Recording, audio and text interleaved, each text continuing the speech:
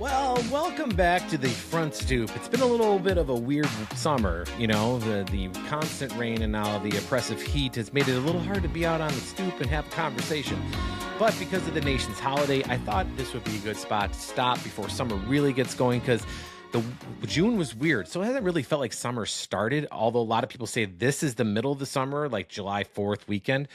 I don't see it that way. I feel like it's more of the start of the summer because June kind of sucked at least the last 2 weeks. A lot of weird things have been going on. I went on a vacation with the family up in the North Woods of Wisconsin. And it was one of those weeks. The week after it was 90 degrees in Chicago. And then that week it was 50s and 60s up in the North Woods. So we had one day of full rain, a little chilly. It felt like fall. So I felt like 9 seasons happened in June. So it's been a weird time. But a lot of those vacations seem to be more work than you think, right?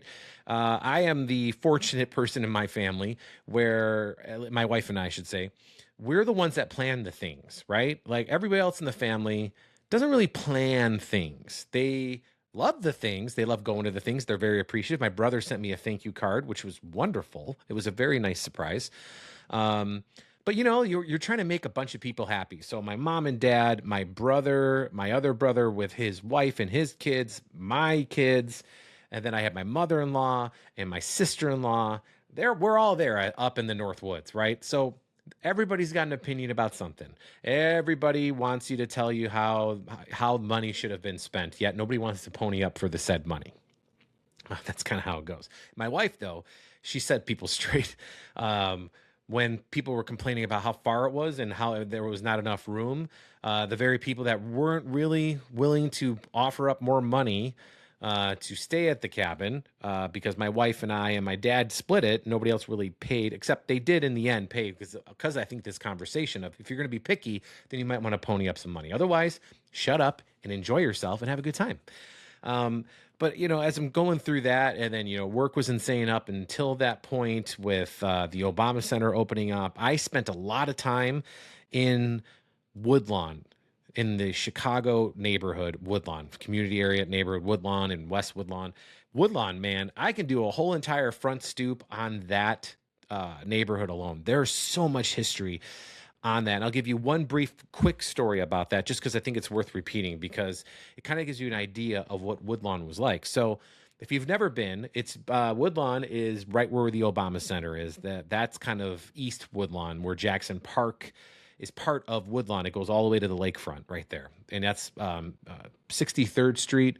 That's like South Jackson Park-ish. It kind of runs into Jackson Park. But 63rd, a little bit north of that, all the way to like King Drive, Cottage Grove, and 63rd is like the main intersection of Woodlawn. And historically, well, I shouldn't say historically, since probably like the 1960s, it's been a predominantly black neighborhood. And since probably 80s, it's been a neighborhood that it needs a little help. A lot of things have gone on in that neighborhood that have kept it from being what it used to be. And when I tell you what it used to be, it either pisses you off or you're indifferent because you don't care about history or you want to do something about it. And this neighborhood back in its day, like if you go, like, how record store day, they have all these releases that come out, right? They have all these different special pressings and whatnot.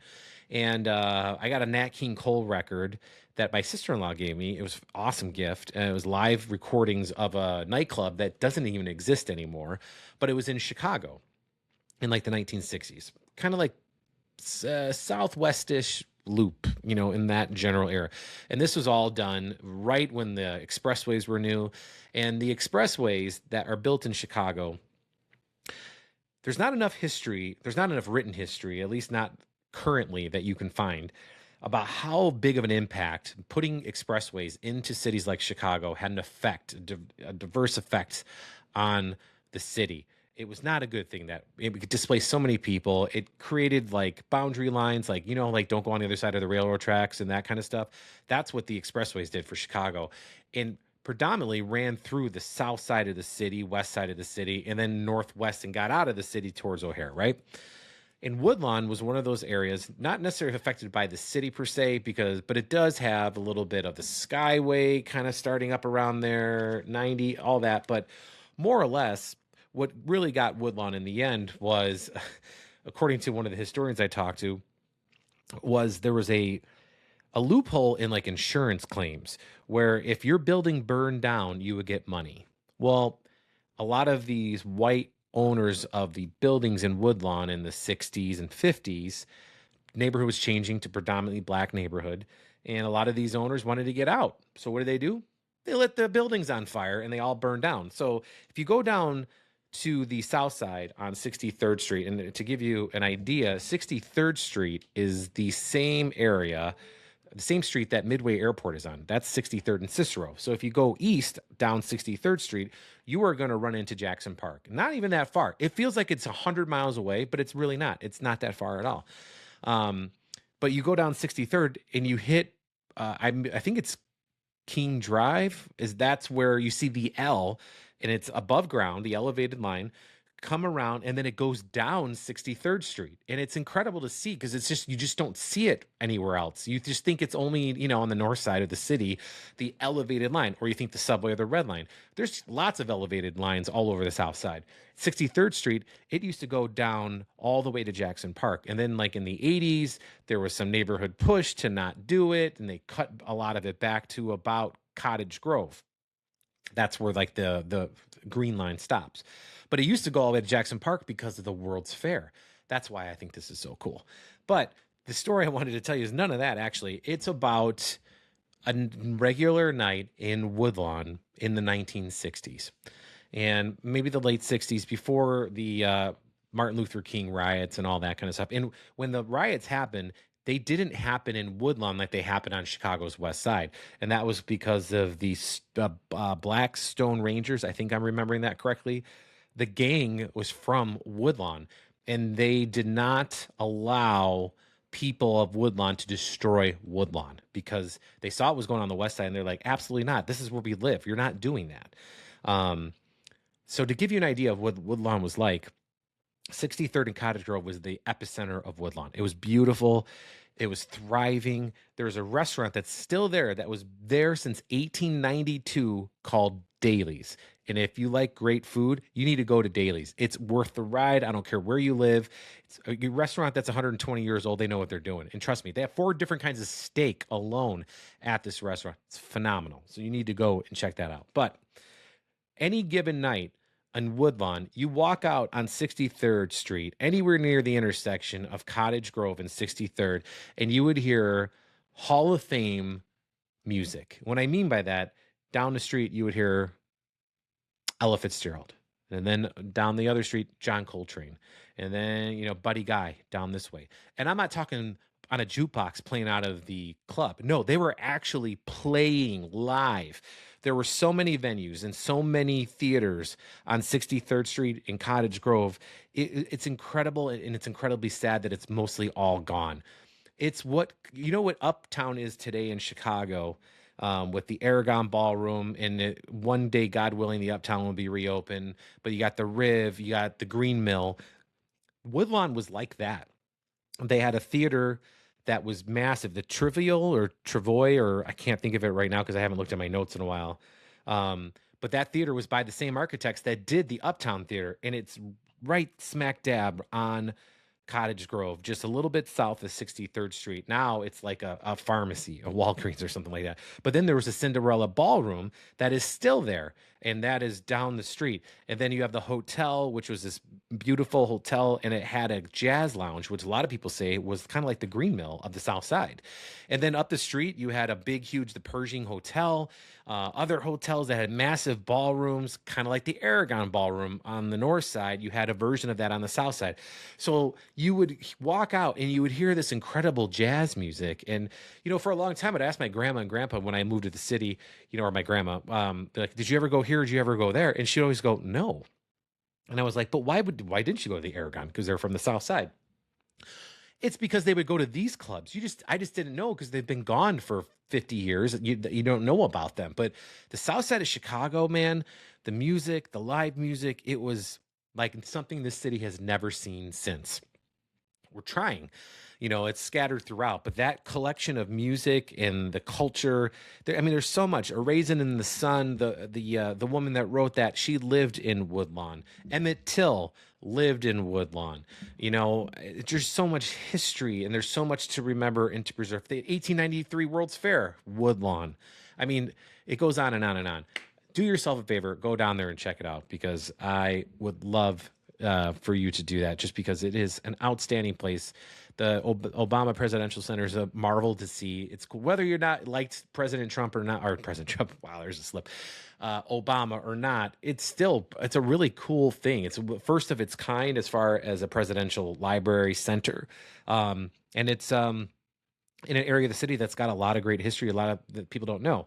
So I did a couple stories, and it's on CBS Chicago's website and YouTube channel called For the Love of Chicago Woodlawn, For the Love of Chicago Jackson Park, For the Love of Chicago Midway Plaisance, which was the Midway was used during the World's Fair, to give you a lot of that history. So it's very cool. But it's 4th of July this week, and it's weird to feel guilty for loving your country, but I catch myself that way lately. I just did an interview with, a musician who's down in Atlanta, and I was like, "Oh, I'm just getting ready for the weekend." And he's like, "Ugh, how are you getting ready?" Like, he didn't mean anything by it other than it's so polarizing to talk about our nation's birth, 250 years of America. And I think that's definitely something we should be proud of, whether or not you like the president or you don't like the president. We're still a country that's pretty great. And I feel like lately everybody just shits all over the country because of what is going on in Washington. And there's a lot of folks that don't like what's going on in Washington. I'm not here to be political at all. You decide what you want to decide. You see what's going on in the world. And if you think it's okay, well, then that's what you think. But I can separate the two, and I have, because I feel like celebrating 250 years of our country. Somebody said, or the same gentleman said, it's 3 80-year-olds. That's how old our country is. It's not very old. It's 3 generations old. Like, if you think about it, if you count generations as 80, you know what I mean? Because that's not that long ago. And I was telling him I was knee deep into an Abraham Lincoln documentary, because I just want to know more about Abraham Lincoln. I know he grew up in Indiana, but he was a politician in Springfield and got elected as president while living in Springfield and doing all those things. And I thought it was important to know him. And what we face today, yeah, there's a lot of crap going on, but man, what he faced back then in the 1860s was, the country almost broke for much more serious reasons, but reasons that are still valid today, that we need to address and take care of. But it was much more dire, and we persevered. And I feel like we should be okay wanting to fly an American flag in front of your house, and I feel like it's okay to be proud that we're 250. My house right now, I have a 250 flag, and people give me side eyes, all right, and I'm like, what? And then I had a veteran walk down our street, and he literally stopped my wife and said, "Thank you for doing that. Thank you for realizing that this is more about what president is the president right now, but 250 years is a lot of sacrifice for us to get here." And that's why I fly it. My grandfather, World War II veteran, my dad was in the Air Force. My uncle fought in Vietnam. Everybody's grandfather was in World War II, or grandmother, doing things for the war effort. We sacrificed a lot, but if you think about the Civil War, which was the bloodiest war in American history, lost the most Americans in that war. That they sacrificed everything, man. They sacrificed us to be free, all of us. And that's my opinion. That's what it should be. We are all men and women created equal. And that's how we should live our lives. And I'm really proud of our country. I'm proud that we bounce back. I'm proud that we argue, and I'm proud that we fight with each other, because in the end, we fight because we believe we're right.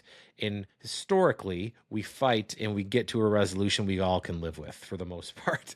And right now, it's one of those polarizing times. But you know what? Don't lose sight that 250 years is a pretty cool thing, and enjoy it. And recognize that people did fight for the hot dog and apple pie and Chevrolet that you get to drive and eat and enjoy. And remember that Budweiser beer is not even owned by an American company. I'm just saying. I think it's an African brewing company now. But either way, I digress. Go buy a 312. Although that's also owned by Budweiser now too. So maybe go, I don't know, go have a Revolution, which seems appropriate. Revolution beer on the nation's birth seems about right. So I might just take my own advice and do that. But I figured I'd come out and just wish everybody a happy 4th of July, and I hope it is a wonderful July for everybody. Barbecue, family, friends, remembering why we love our country and remembering why we love each other. So there you go. Front Stoop, enjoy yourself. Have a safe and great holiday weekend, everybody.